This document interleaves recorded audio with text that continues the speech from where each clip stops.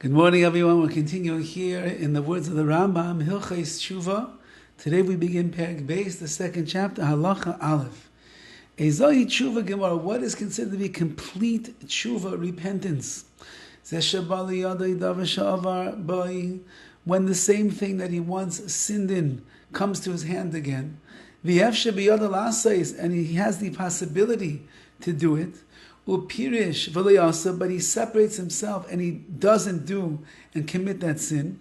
Mimnei tshuva, because of the tshuva that he has already done.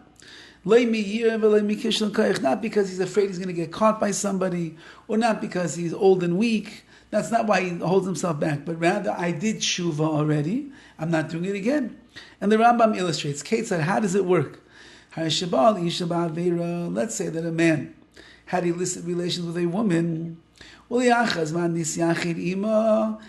a certain amount of time, he already did tshuva. And now he finds himself, lo and behold, sequestered once again with this woman all by themselves. And he still has strong feelings of love for her. His body is healthy and strong. But he's in the same place where he was when he committed the sin originally. However, he holds himself back and he doesn't commit the sin again. Says the Rambam, Zehu Bal Tshuva Gemara, this is the complete Bal Tshuva, the complete master of return. Somebody who is holding by being able to do the sin again, but because he did tshuva, he will hold himself back. That's a real Bal Tshuva. Who Shlomo Amar, like Shlomo Melech writes, remember your Creator in your youth, until the days of evil don't come upon you, till you get to that old age where you say, I have no desire for this sin again. Meaning, says the Rambam, that a person should do tshuva while they are young, while they can still be gripped by sin, while they still have taivas and desires, and they want to do things. And that way you become the ultimate Baal Tshuva. Don't wait until you're an old man who doesn't have the desire anymore. It doesn't show per se how much tshuva you're really doing. Now, if a person goes his whole life sinning, but at the very end, in his elderly years, he does tshuva,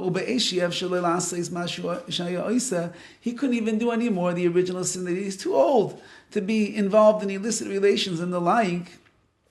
Even though it's not the highest level of tshuva, it still helps, and he's still called a Baal Tshuva.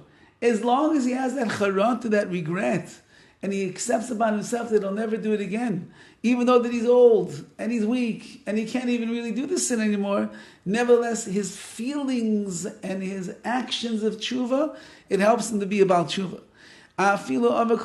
Even if he transgressed this sin all the days of his life. And then he does tshuva on the day of his death. And he dies mitoich the tshuva, which means in the midst of his tshuva, because he performed the act of returning. That's when he dies. All of his sins are forgiven. Amazing. The man was a sinner all of his life. And he ended up doing an emes, a real tshuva, at the very last moments before he dies. Says the Rambam, all of the sins that he committed, forgiven. Shenemar, like it says in the verse,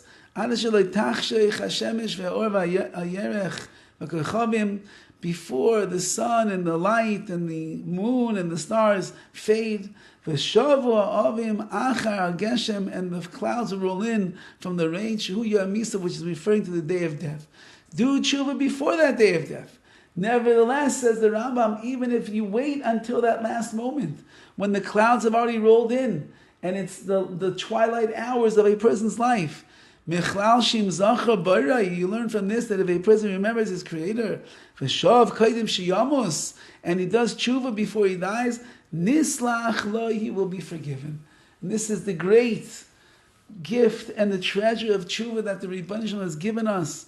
No matter when, no matter where, no matter who you are, a person can always do sincere tshuva to the Rebbeinu Shalom, and HaKadosh Baruch Hu will forgive you